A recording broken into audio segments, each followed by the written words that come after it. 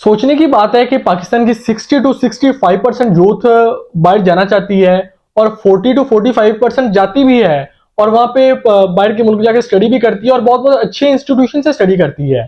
और जबकि दूसरी जानब जो इंडिया की है उनकी अगर रेशो की बात की जाए तो इतनी रेशो नहीं है।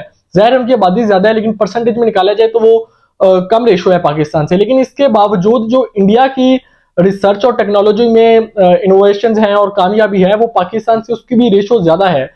और उन्होंने रिसेंट चांद्रयान लॉन्च किया, चांद पे कदम रख दिया।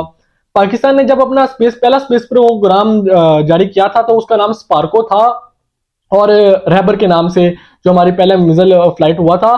तो वो साउथ एशिया का नंबर 1 और वर्ल्ड का 10वां लार्जेस्ट प्रोग्राम था।